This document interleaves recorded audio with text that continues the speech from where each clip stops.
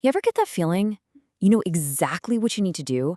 You've got the list, you've got the plan, but you're just stuck, completely paralyzed. Well, today, we're going to dive into a pretty amazing personal story about how one person completely shattered that paralysis. And what he found is a fascinating science backed method for beating procrastination that's especially powerful for the ADHD brain. All right, let's get into it. And this is where it all starts, right? That raw, frustrating feeling of just yelling at yourself inside your own head. I think a lot of us know exactly what this feels like, whether you have an ADHD diagnosis or not. It's that awful feeling of being your own worst enemy, just trapped. So, the creator of this whole method, a guy named Nick, he described his early life as being in a fight with this invisible enemy he couldn't even name. He said it felt like his brain was running a completely different operating system than everyone else's, and it just wasn't compatible with the world. And this slide, man, it just lays out the massive disconnect. On the outside, people, teachers, classmates, they just saw him as lazy, or, that classic gifted underachiever label. But what was really going on inside his head? He was trying so hard, just fighting this constant crushing state of overwhelm that nobody could see. Think about that for a second. Pouring in 4 times the effort of everyone around you just to get less than a third of the results. I mean, can you imagine how absolutely exhausting that is? It's the perfect recipe for just total burnout and thinking there's something fundamentally wrong with you. So after years and years of this struggle, he finally gets a diagnosis: ADHD. And with it, medication. At first, it seemed like a miracle, like this was it, the magic pill. But that little glimmer of hope, well, it turned into something a whole lot darker. This timeline just lays out the total roller coaster he was on. First, you get that diagnosis, and it's this huge relief. Finally, an explanation. Then came the limitless pill phase. He was focused, successful, on top of the world. But then, the crash. The side effects kicked in, hard. And suddenly, he was right back at square one. Only this time, he had even less hope than when he started. Wow. I mean, this quote really says it all, doesn't it?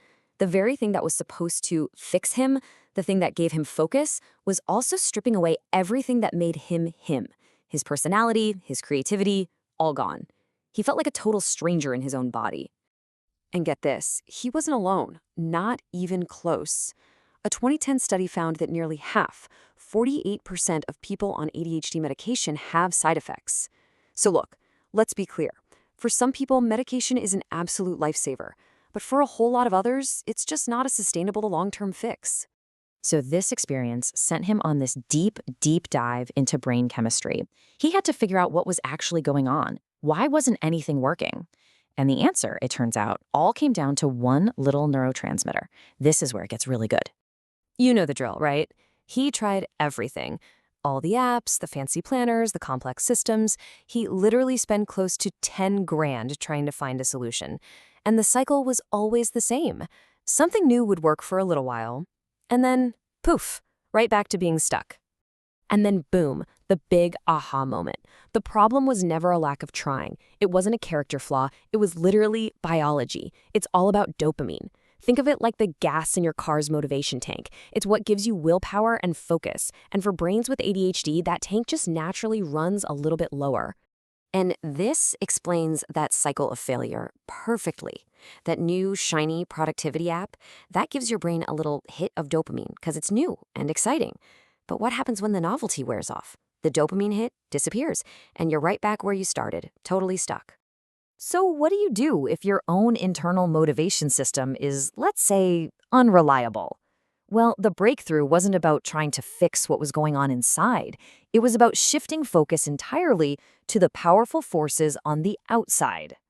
Okay, so check this out. It really just boils down to 2 kinds of triggers. You've got your internal triggers. That's willpower, discipline. They're fleeky. They depend on how you slept, what you ate, who knows. But then you have external triggers. Think about a hard deadline from your boss. That works whether you feel motivated or not. It's consistent and it's powerful. So, armed with this idea, he started experimenting. First up, he hired a coach, and it worked. But yeah, at $100 an hour, it wasn't exactly sustainable. So then he tried an accountability buddy with a friend. That kind of fell apart. It's too easy to let friends off the hook. And that's when he hit on the magic formula: a professional coach plus a small, committed group to share the cost. Now, here's the crazy part.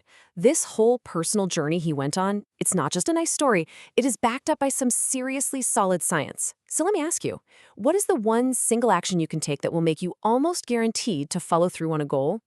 95%. Just let that number sink in. 95%. When does anything related to human behavior have that high of a success rate? It's basically a cheat code for getting things done. And here's where that wild number comes from. A study by Dr. Gail Matthews. Just look at these numbers. If you just have a goal in your head, you've got a 10% chance of doing it. Yikes! Okay, but if you commit to someone that you'll do it, that jumps up to 65%. Much better. But here's the key. Having a specific accountability appointment with that person, that's what skyrockets your chances all the way to 95%. That's the power of an external trigger. But it gets even better. It turns out it's not just about accountability. There's a whole cocktail of cool psychological and brain science reasons that make this group method so incredibly powerful. Let's just fly through these because they're fascinating. You've got something called social facilitation theory, which basically means you just perform better when other people are around. Then you have mirror neurons. When you see someone else working, your brain literally wants to copy them. On top of that, just interacting with people can give you a dopamine boost. And finally, when you surround yourself with people who are getting stuff done, well, you're a lot more likely to get stuff done too. It's a productivity super combo. So all of this leaves us with a pretty big, thought-provoking question. For so long, we've all been told the answer is to just try harder, be more disciplined, to dig deeper. But what if, for some of us, that's just the wrong advice? This whole journey suggests that maybe, just maybe, the key to unlocking our focus isn't found by trying harder in isolation, but by finding it together.